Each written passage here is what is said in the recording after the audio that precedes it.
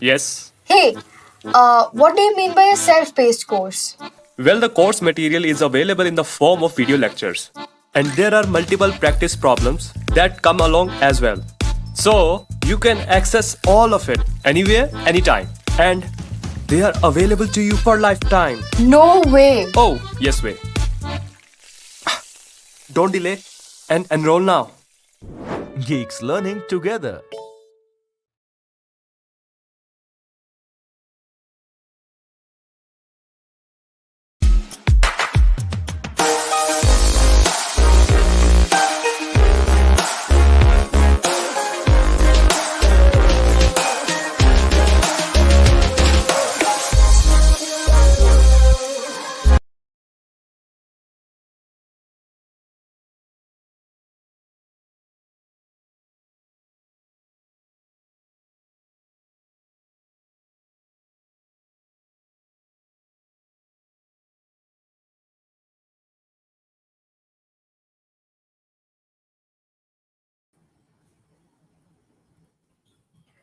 Hi everybody, hope you guys are doing great. First of all, let me know in the comments if I'm audible to you so that we can start the session.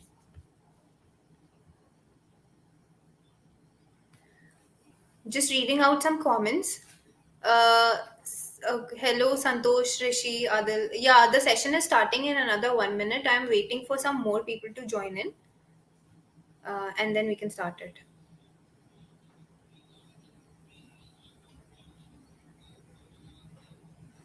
Okay, thank you, Kajal, Tejas, for letting me know that I'm audible. Um, okay, thanks. I'll quickly introduce the guest for the day, Abhishek, who graduated from Christ College of Arts and Commerce in 2019.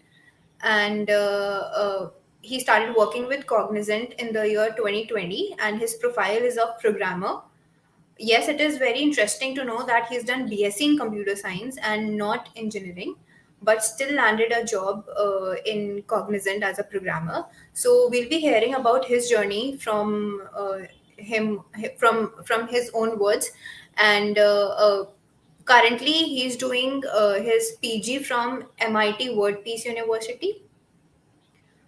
So without wasting any time, I'll quickly call him to the stream so that we can discuss all these things. Apart from that, if you guys have any questions or if you have any queries regarding Cognizant interview preparation, or if you want any tips or tricks, then you can directly comment your queries in the comment section, and we'll be taking up each one of them, and your queries will be answered. Hi Tejas, yeah, I can see a comment that you have a question and you want to ask. You can write it right now, or you can write it by the end of the session. We'll be taking up.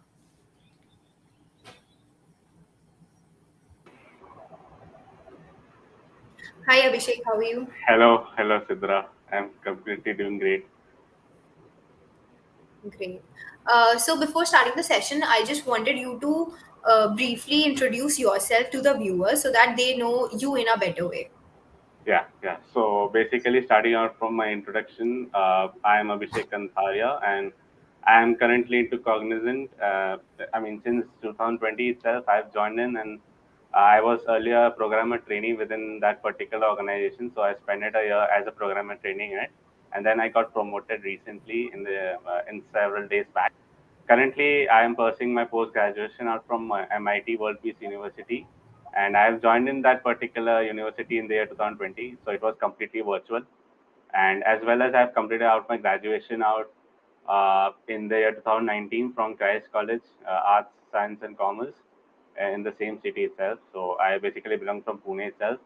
And I previously, the thing that made me get into Cognizant was not just the culture of work that's there in there, but it's mostly like the way they make you learn things is also quite the unusual form. So you kind of start getting more passionate about the stuff that you work as well. And then it's also a brand these days because it's ranked as 168 in globally in the case. So within Forbes 500, you will see it in 168. As well as I have done certain events and I've won medals. Recently, I've won an event from Microsoft that was related to Caliber in the year March 2021, and it was for best learner.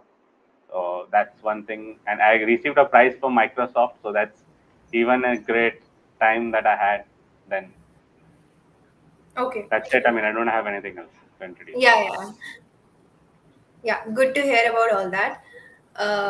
My next question to you is, how did you get to know about the placement at Cognizant? Was it something that was happening in your campus, or was it an on campus, off campus interview? It eventually was an all-campus drive. I got to know it from a website of AMCAT way back. Now it has changed. It's basically now on Superset's website. So the links have changed and the process has completely changed. But back then, I gave my interview offline. So I had visited Cognizant on-premises location, and it's in Rajiv Gandhi. I think that's the name of it. The area is Injavadi. So I went there and gave the interview, and then actually what happened was they kind of made us wait a long period of time. So I waited for like 2 hours for my interview to come up. When we sat down, after a half an hour, they tried to did all sorts of processes. So first I went through the I think that was a biometric process that I did, and then I went submitted down my documents later on, and then my process happened. So the HRs are quite slow in Cognizant, but then yeah, it happens gradually. So yeah, that's one thing. I don't know what's the reason behind it, but even our notice periods these days are of 2 months. That's way too. Yeah. People say that 3 months in IT is like the best thing as a notice period, but I really don't agree. I really think that 15 days is quite max. That should be a notice period. But then yeah, everyone has their own thoughts, so I won't comment much on that. Okay. Are you low key hoping your HR to not see this this webinar? No, I Because don't mind because I mean I already know that my HR would try to understand because I mean the thing is that even your HRs know how they work and also that's not a yeah. particular problem. But then yes, I mean if even they question me something or other, I'll try No, to no, make sure that yeah, yeah, yeah. It was a that's not joke. a yeah, Okay. yeah I don't Yeah. try Okay. to. Right, right, right. So how many rounds of interviews were there, and can you describe each and every round one by one? Okay, so moving down to the first round, it was an aptitude test. So I had to give it from my home itself. So as I said earlier, that I had registered out from AMCAT, which is the portal. The full form of AMCAT is Aspiring Minds Computer Adaptive Test. Yeah. So it basically judges what is your capacity and not just the bookish form of aptitude that's there these days that you see. So it has got sections like I mean yes, these sections are quite same, but there's another section of personality. Uh, I think personality judgment or something like that. So that's one section where your answers don't really matter. It's just how you approach those questions and all. And certain cases, you will also see, stuffs like in logical ability, especially the questions are quite easy. So you don't need to kind of be. It's quite the same way as what the others are. But then the aptitude that the level of aptitude that they ask is not that tough. It has got four sections, which is logical ability, quantitative reasoning, and there are a couple of them which is English comprehensive one, the passage, and then they ask you questions based on that. And the fourth one is I think mathematics. So I think someone who has got even great mathematics and does not even know what coding is can still get into Cognizant. That's one thing which I Okay. have got noticed. But that is only for the hiring of my degree that I've done. The other way of hiring is through BTech. They have a Mhm. different way of selection process. So in theirs, they will have a automata section, which is basically the coding part. Now Yeah. that should be a main decider for them. So I don't know that part, but yeah, for this, it's not. There's no coding round in this particular, first round. Moving to the second round, they will basically intimate you through emails, and that basically happens 6 or 7 days before your scheduled interview. So my in my case, I had my interview on 31st Jan 2020. So my mail came on through 24th Jan. In that case, I kind of read that email. I first of all thought that it could be a joke because I didn't expect this to happen. And then when I got to know that it's quite real, I just went in there. I informed my parents first of all, like I have got selected into the technical interview, which is the second round itself. And then I kind of went to the location. I was okay with that, but then at the start they were like quite aggressive in terms of checking my pockets and all, and I was like, I don't have anything except for pen and paper. That's it. And yeah, Yeah. they left me out, and they just told me to deposit my bag to a security guard. They had those baggage counters, so I had to take a token out from them and then proceed in. So that's how you get into that offline interview section. Then when you once enter to that section, of your interview, they will make you sit into an auditorium hall where you will see 250 candidates literally sitting one after the other in the same. So one row has like 17 or 16 people at a sequence. So there are like 16 columns and 16 rows. That's how you have. For girls, there's a different section of a distance that they keep, and for boys, there is a different section that they keep. So they don't allow boys and girls to sit down with each other. They say that it could turn out to be quite, yeah, controversial and all of that. So that's their policy now. I can't much get into that, but yeah, Yeah. that's how I went through. And then they call names, and we had to go and do our biometric and documentation process, and then our technical interviews starts. So what happens is they call it in random sequences. My came at last. So I was the last person to give the technical interview, and when my name came in, I just went in. There's a guy sitting. I don't know. He was quite weird. Now I don't know whether he's even there in the organization or not. But he was having his pan masala now, and I don't know what should I react. I just went and said that I could not control my laughter. I was trying to, but it could not happen. So he just said that I'm glad that you have came. I was waiting for you, and he somehow said that, and I said thank you so much for waiting with me, because even I was waiting for the same thing to happen. And Yeah. then yeah, then they have done such things. So I started. I mean, my interview got started like 2.5 hours after that, and then what happened was like I just started answering questions. So I don't remember all the questions, to be very honest. There was one question, like, I mean, they were quite easy questions, but a couple of them I But felt like, yeah, can you sorry. recall some topics?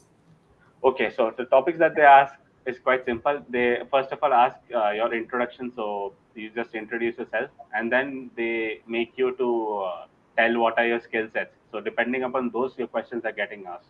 So I told SQL, Java, C, C++ at that point of time. So they asked me questions about. I think what was the question? Yeah, so first question was about creating a table. So they just showed a schema diagram on a paper and then told me to create a table. So I did that. Then they told me to insert a value at this particular index. Or you mean if you want to say it in more depth, I would say it as they would basically tell you in a logical diagrammatic manner, like they will point an X sign at this particular column, and then they'll tell you to insert a value at that particular row. So even I answered that question on the paper itself, because I mean, you can't orally speak queries. You have to write it down on that particular case. Some of them don't know SQL, so that interviewer by chance knew SQL, so he kind of did it in a particular manner. If he didn't had known the SQL, he'll start asking you Viva, like what the typical teachers do, what is materialized view, and all of that. Then the next question that they asked me was like, what was that? Yeah. So the next question was, what is that RDBMS or something? And then I said RDBMS is something that I don't know much about. So can I skip this question and all of that? I said him politely, and then he kind of understood it. And the last question that he asked me was about mathematics. So he asked if there are two sets, one has list of even numbers starting from 2, and the other has odd numbers starting from 1. So the intersection of that would be what? I just said pi, null set. That's it. And then he said you can move ahead. I mean, you can go back to your call. So Okay, I just, and yeah, like you mentioned, there was no programming round for you because you came no, from a different background and not yeah, engineering. yeah. Okay, all right. And according to you, when should one exactly start preparing for the placements during the Okay. college? That's I think that's completely up to you. But my preparation rather started like 7 or 8 days before the aptitude started. So the aptitude happened on 14 Jan 2020 because I had registered on like 3rd or 4th Jan 2020. I came to know like after December. I think I just was doing random searches and then I got to know it from AMCAT. So that's how I get into the particular process. But then yes, that's I think for this particular thing that of the process that I went through is just enough for 6 7 days before. But if you want to be so good and you want to showcase your interviewer that you are capable for directly landing into a project, then you can start your process 3 months before or 2 months before the current, because that somewhere helps you down the line to get selected. But generally, in our cases, people don't directly deploy us into projects. When we get selected into a particular organization, they give us a 3 to 4 months training because they think that we are not that sufficient when it comes to coding. That's the ideal mindset. I don't know why is that the reason, but I think there is a plan behind it. Maybe there's a committee which decides, and all of that happens. So yeah, Right. And once you get selected, they train you for programming and various other I was a languages. programmer trainer. I was a programmer trainer. So there are like three subsections within programmer trainer. First, which is a 4 months, is your training period, and they quote you as entry level trainees at that point of time. So after completing that, you they call it as graduating from Cognizant Academy. There's a Cognizant Academy that runs Okay. there. They call it as graduating, but that's not. There's no degree or something. It's just a Mm-hmm. term that they use it. So graduating means you secure certain amount of percentage. So we have to actually cross 70% and above in that, and then we simply do it. And that training is quite simple. It's just that you need to clear assessments on time in on first attempt itself. If that does not happen, then you are kind of you will have to give a reattempt. And if it's the I had two assessments in that after when I got into trading. So first assessment I cleared within the first attempt, but second assessment was way too at the end of my duration. So I could not clear that, and then I gave the second attempt and I cleared successfully. But my onboarding within the project rather depends upon how many assessments do you clear and how early do we do it. That's the thing. So they give you a date, and on based on that date itself, you have to appear. If let's say there's an internet issue or something, then they will kind of compensate it and skip it into a particular date, but they will inform you a day before. That's how it is. So you need to be very much mentally prepared in this such cases. But Yeah, and and it then also, after, yeah, yeah, you can. No, yeah, you please can go go ahead. Okay. Let me go ahead. Then what I meant was, okay, I covered that first 4 months period. Now after that, the next period is completing up your RDP, which is role development plan. It has been set for you so as to perfection out your skill and also develop certain ways of learning. So I kind of had six different programming languages to pursue in that. There was data stage, Cognos, Informatica, SQL, PLSQL, and they had another one which I don't remember at the moment. Okay. So that's one thing. But yeah, that these are the things that I had. RTP is for 6 months of duration, so they make you wait for like 2 months, and then they will make you, do uh, great things. So I mean, I just waited for 2 months, and then I got deployed in the project in the month of like, yeah, some months. I mean, I don't remember that, but that's how it happens. First 4 months is your normal training that they give with assessments to be given, because that it has some percentage or something. They call it as RAG, which is rapid assessment graph, and there are three parameters within it. One is green, one is red, and one is yellow. Yellow or amber, some of them call it as amber. So green is basically that you pass it on, you have cleared everything, and then you're good enough. And while training, you also have to do a project on whatever skills that you learn. So the project that I'm talking is for the first 4 months. After that, you get deployed into another project, and then you start working with your colleagues, fellow colleagues. That's what it happens. So yeah, that's how the process is. And yeah. And if someone is unable to clear any of the assessments, then does that person get kicked out of the company or Okay, that's a good question. So let yeah? me get to that straight away. What happens is you will only get three attempts to clear. If you don't clear it within three others, they'll make you sign an agreement doing another attempt from their end, so as to make you get another chance and get into that other process. If you don't clear, that's very rare, to be very honest. None of them have really went through in my case. whenever I seen other people within my batch that have done their assessments, they have never faced this. But yet again, if that happens, they will get kicked out for sure. Okay. Okay. Kicked out in the sense they will give you salary and then they will kick out. They won't do that. Like they won't uh, not end up not giving you salaries and then they not can make you get into Yeah. trouble. So certain companies do have that policy as well, but in our case, it's not that point. Okay. All right. Okay. And what was your preparation strategy when you were in college, if there was any? Okay. Uh, Preparation strategy of such as of such wasn't much because to be very frank, I just gave an aptitude test which was based on 10th and 12th based questions and it has also had a bit of like collegiate questions, but then they were not much, so it rather was a preparation that was done way back then in my 10th standard as well as 12th science. But I kind of prepared 7 days back and my strategy was just to uh, get into certain sample papers of not Cognizant, but let's say aptitude test of CDS or maybe something like that. So the level of that was quite higher. That made me kind of feel confident after that, and then I gave it. So I didn't kind of pressurize myself. Whatever you can learn, just do that. Don't tend to over relate yourself into some other concept and say that this concept has a higher weightage and get into that. Because when you remain balanced in terms of your mind process, then itself you can somewhere down the line attempt in a very good manner. That's my way of preparing. I don't tend to. To be very frank, I'm quite a slow learner. I'm not someone who would rather get to do in a very faster manner. Like you may see tutorials and all of that, like to 1 month and everything is done, like 35, 36 chapters in 1 month. So I can't do in that way. But yes, if you even prepare 5 to 6 chapters in every section, let's say for logical ability, there are like 20 chapters. If you prepare 7 or 8, it's still fine. You still have it could be like, the questions may come out from anywhere, but if you even sometimes there are questions that are somewhere down the line difficult, you can still do guesswork out in the particular fashion depending upon the knowledge that you have as well.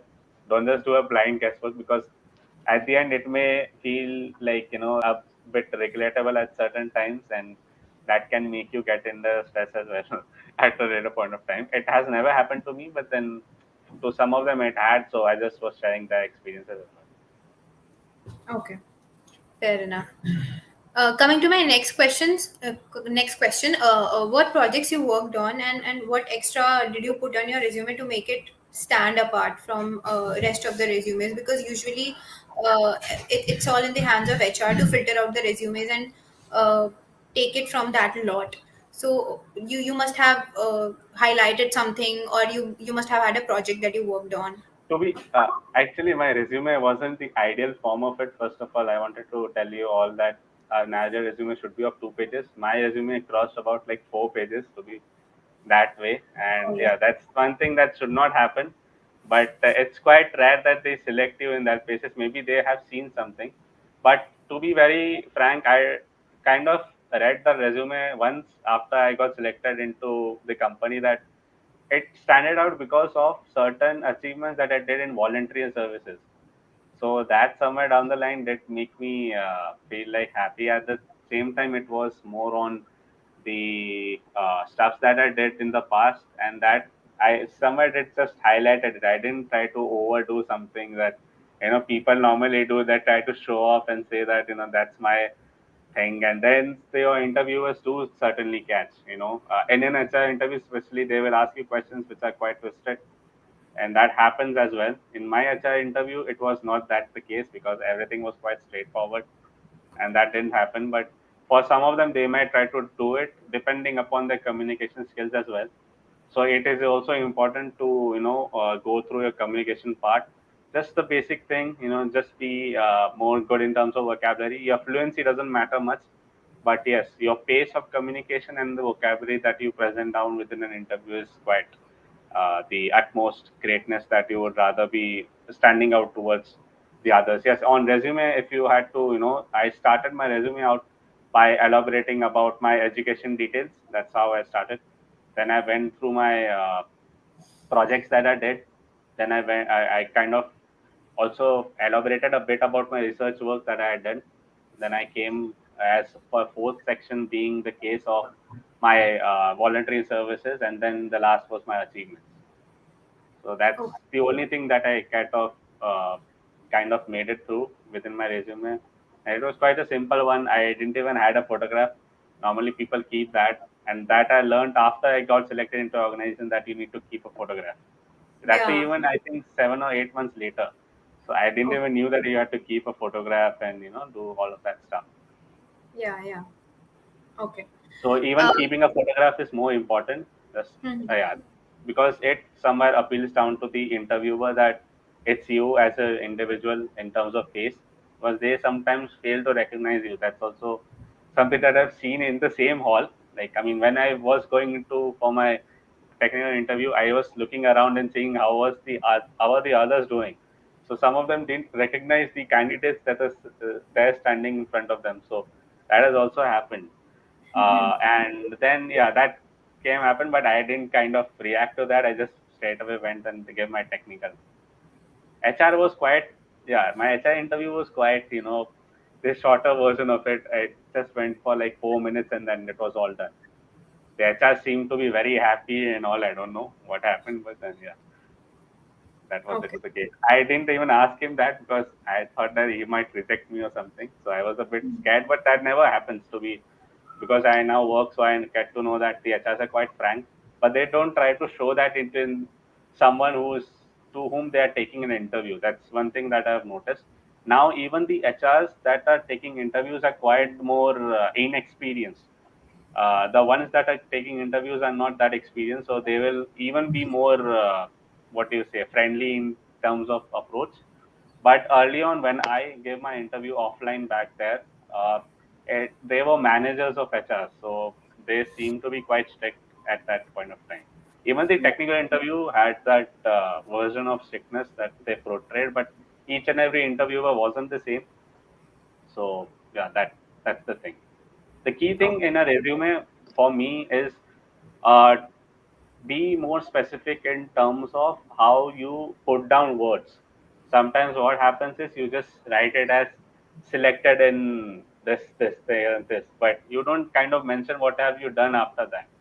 That's also one thing which I mean, I have kind of also seen certain resumes. I also mentor now to couple or three different batches of the let's say the groups that are there within Cognizant Academy. So they are also getting trained, and then because we help them as well in solving their questions and assessment related doubts, as well as teach them certain concepts. So that somewhere helps them to leverage out their skills and stand out as well. So that's one thing where I've assessed over that particular point of time. There were doubts, and people somewhere down the line were like, I mean, how to kind of end up myself bring this.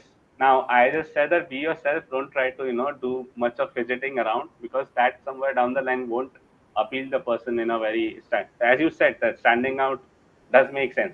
But I feel that standing out is not something which only happens because of your resume. It also is due to a character. Sometimes your resume won't be like that great or something, but when you see the individual, it's like we should take this person in my team. That's something that I was looking out for, and I found that out from him or her.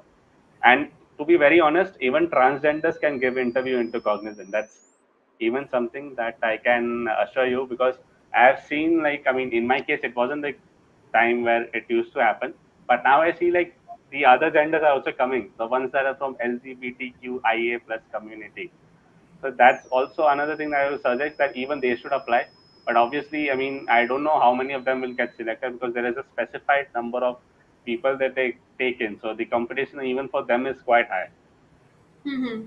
And I think this happened recently only because I around a year back I read this in the news that Cognizant are taking people from LGBTQIA plus community as well. Yeah, That's yeah. really Not a year back. I think it was from the time that I started, but way back I saw I think 3 or 4 of them, but they never got selected. So that okay. didn't take it in as a revolution for getting a fresher pace placement.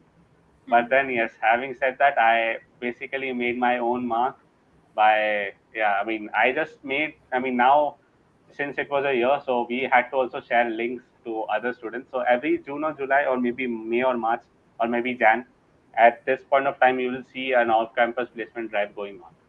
So Okay. for us, it could be through Superset or through a link that they share. It could be through AMCAT as well. So you need to be pretty prepared of that. And now it's all completely virtual. So they will ensure that no cheating or nothing happens. So they will actually give you a link of safe exam browser for giving you the test. And what Okay. happens is in that you can't even navigate your screen, nor you can shut down, nor can you do anything. It's just your mouse. You need to hover it down and attempt those questions. Even your camera will remain on. Even you will have to share your screen as well. I'll give you the test. So it's quite the secure form of giving a particular test, and it enables you to not do no. For a proctor, it's quite easy because they can easily catch a person. No, Yeah. if they even, yeah, that's the thing. Okay. I'm from my side, and now I'll be taking up some queries from the comment section because there are people who are asking some questions to you. So I'll highlight a few of them. Sure, sure, sure. Why not? First Let's one go is ahead. Arzu. Yeah, Arzu wants to know when can I expect mail for interview after clearing the aptitude. When can I expect mail for interview? Okay. See, again, it depends. Some of my colleagues had got the mails out after 11 days of the interview. You mean the technical interview or the HR interview? That's, oh, okay. This person means clearing aptitude. Okay. I took it in a wrong form. So, Yeah. yeah, after you clear your aptitude, it will take around 7 being the minimum, and it could even take 12 to 13 as being the maximum. So there is no such fixed timing. But yes, I can tell you that the time at which they send is in AMs and not in PMs. That's one thing that I can tell you. So if you are a night, owl or something, you can easily stare at your mails and see whether you have got your selection Okay. or not. This But don't person try wants to to. know. Yeah. Just one thing that I wanted to add in this question is that don't try to panic or call them because they sometimes don't. I mean, the thing is that nothing is in their hands as well. Because if you don't get selected, what they can even do? So people get panicked and they start writing mails and then they try calling them up. So in such cases, they will only try to convince you that wait for some time, but that never happens to be case. If the offer letter is destined enough to come to you, then it will come. Or maybe if for this case it's for interview, so let me say clear it out by saying that if an interview happens, your interview mail will come, else it won't come. That's how it is. Yeah. Okay. Uh, DN Show wants to know when once he joins the company, after how many months will he get promoted? I think that's what he wants to ask. I'm still not sure. Okay, okay. That's let me get straight to that. So after you complete out your BTech, for example, you get selected into Cognizant by completing all 3 rounds. And in your case, it would be quite the higher designatory as compared to us. You will be starting as a programmer analyst trainee, as being from BTech, not from my particular background. If you started with, so you get 1 year for both of them. In both of these processes, either you get selected from BSc, MSc, or not MSc, BSc or BCA or BA. Then you get a programmer position after 1 year of completion. So before 1 year, you start your designation as programmer trainee. In our case, but in engineering's case, it's programmer analyst trainee. And after the completion of the first year itself, you will have a designation of programmer analyst or BTech. For us, it's programmer. So we remain, let's say, a designation back and a couple of years behind from the engineering people in terms of promotions, being the case. Okay. Yeah, that's how it I is. think we've covered most of the questions, and yeah, Yeah, it even and feels the same. even the comments are, yeah, even comments are all the more same. So Yeah, it's time I to think end the session, and someone has asked. I think someone has asked yeah, about how can I grow there, about getting selected into Cognizant from on campus. So I haven't given on yeah, campus, but yes, I know about the on campus thing as well. So I mean, if you get selected into on campus, it's a great thing. But to be very sure, the on campus part starts out from a Cognizant digital nurture program. but that's not for people who complete their BSc. It's for people who completed the MSc, MCA, or MTech. So for or maybe BTech as well. So BTech also has that particular sort of scheme where they get enrolled into a Cognizant Digital Learner program for 6 months. Then when they clear that completely, they will get a 3 month of internship, and that has a stipend of 10,000 so every month, and then you get a job after you accept the offer letter, joining letter. Right. That's what they say. Yeah. Mm-hmm. Okay. Yeah, we've taken most of the Yeah, queries, and we have kind of yeah, addressed all sorts of queries that are there in the chat, but I yeah. don't see a lot of queries. I don't know what's the reason. Maybe they might not be much more into it. So No, because the discussion was already so in depth, okay, okay, yeah, yeah, I yeah, got it. so in depth and yeah, yeah, very descriptive. So I don't Yeah, think there's a need there to would be ask a questions lot. coming up. Yeah, yeah. Yeah, yeah. Right. So, And sir, if someone has it, asked about PG while working. Yes, you can yeah, pursue PG while working, but the thing is, you have to manage your time, man. You won't get enough time to sleep. That's one thing which I can tell you about it, because your sleeping hours will tend to reduce by like 4 to 5 hours per day. That could be the case. Now, it differs. Some of them manage to get an 7 or 8 hour sleep, which is recommended, but then most of them don't get that opportunity. So it's quite risky. But if it's an online degree, being pursued, and then you go to work as an offshore, basically means at office. No, offshore basically means at your home, and onshore basically means at the office. So if you go to work at onshore, then you must expect a distance or an online, and that would be my recommendation as if you pursue a PG. I actually was lucky enough to pursue PG because my happened to be quite onlineish at the start, and it was in the year 2020, so all of that went through pandemic, and things started to happen like that. Now the colleges would open, but then I'm quite safe. I won't be going it because my coursework is already done, and the rest is about to be done, but that's already something which can be done from home. So they don't expect us to come on college now or university, being the case. okay, okay, Yeah. that's good. Yeah, there is I no think there are no query questions. I left don't see any in the queries down audience. in the chat. So yeah, I mean, it's okay if we close out the session. Okay, there Yeah. is a question, I think, like Gen Z for tester, Gen Z Elevate for developer, Gen Z Pro. I can't see the question completely. Uh, Maybe it's because of the size. Could you read that for me if that can happen? Uh, Yeah, which one? the This last time one, Cognizant, I no, no, think, not the yeah. one. There's a question in there which is related to like Gen Z. If you can see it out. Yeah, I'm not sure what this person wants to ask, so I did not take it up because Okay, it's an I think this incomplete is question. related to the selection process through digital nurture program. That's what I can get to know out from this. So see, I mean, for tester, if you want to get in, you can get in through every form. You can get in it also from Gen Z Next as well. That does not matter at all from where you get in, but your salary structure really differs. For Gen Z Pro, you get a salary of 4 LPA, and then there's a skill bonus that you get up from Gen Z Pro. From Gen Z Elevate, it's just the same as Gen Z, but then in Gen Z Elevate, you get a normal simple bonus after a year of completion. For Gen Z Pro, it's 5 lakhs. Sorry for that, I earlier made the mistake, but for Gen Z Pro, it's 5 lakhs per annum, and for Gen Z Elevate, it's 4 lakhs per annum, and then the extra bonus that you get of 25% from your CTC.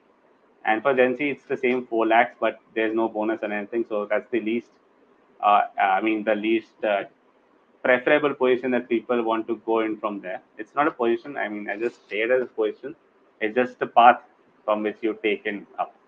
So sometimes you want a second chance, so you go on either from Gen Z next to Gen Z Elevate or Gen Z, but only second chances are given to those who have appeared for Gen Z next interviews. So if they fail, only then they get the chance to get into the other stuff. I have a good knowledge in DSA, but my communication skill is an average. See, your communication skill would be an average, but how far does the interview think that your communication skill has to be an average?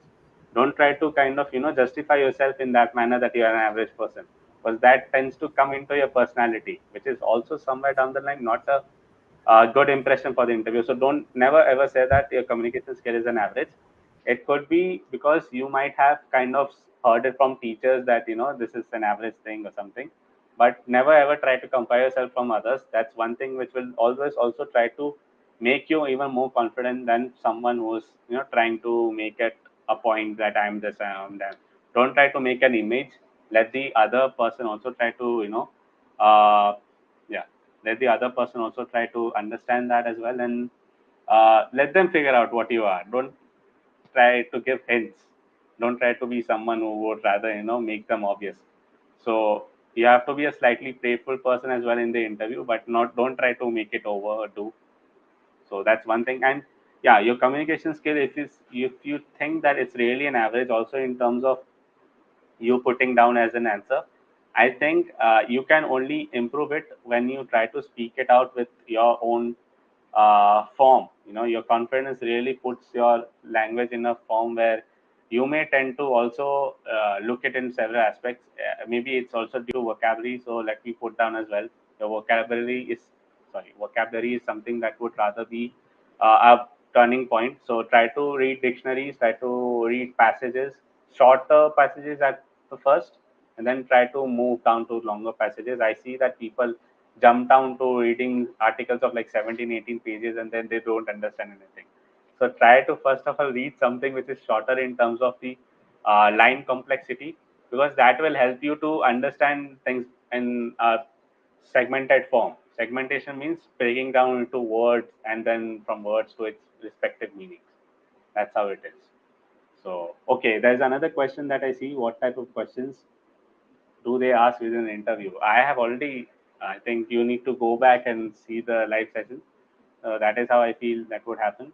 And yeah, that's it. I mean, I don't have anything else to address. I think, yeah, we're good to go.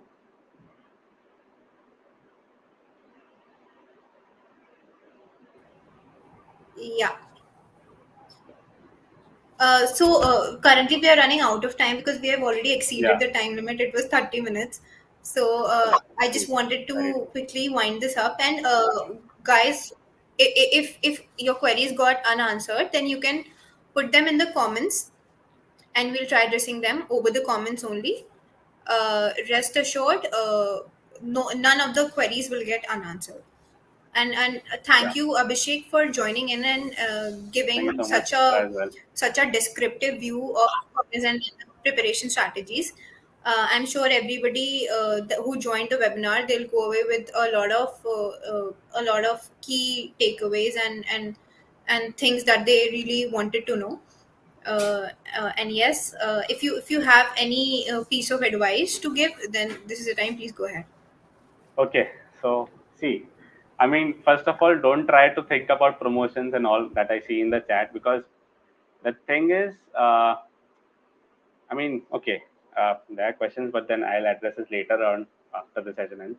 But yes, to give her advice to all of you, being a fresher or not being a fresher, now it depends by that. But mostly for freshers, I would try to give an advice that don't try to put yourself in a situation where the interviewer might tend to judge you as not fittable. That's the first suggestion that I would say.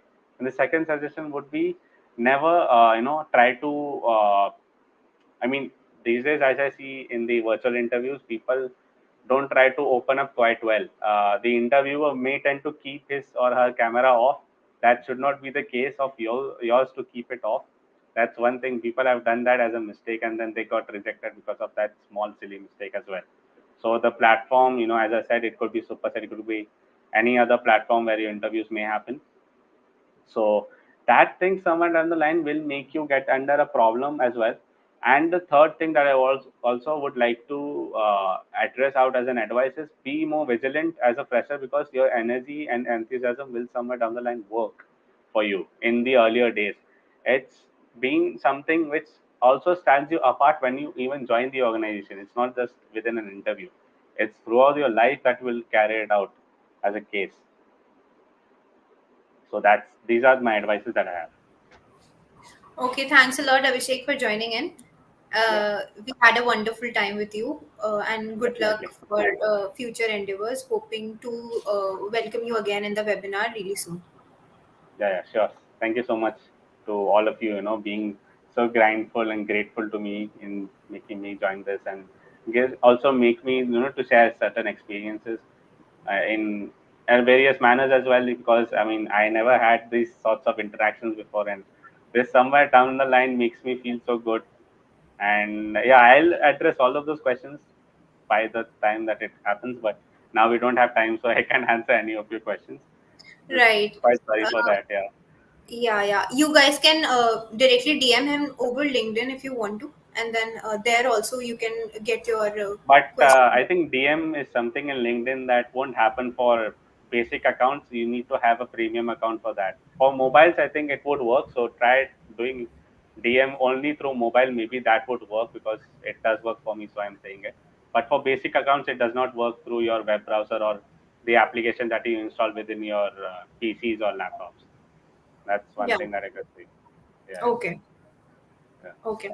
Okay. Thank you, Abhishek, once again. yeah, yeah. You're most welcome. I mean, it's Yeah. been a Good luck. great Bye. time. Yeah, Yeah. thank you so much. Good luck. Good luck. Bye. Bye.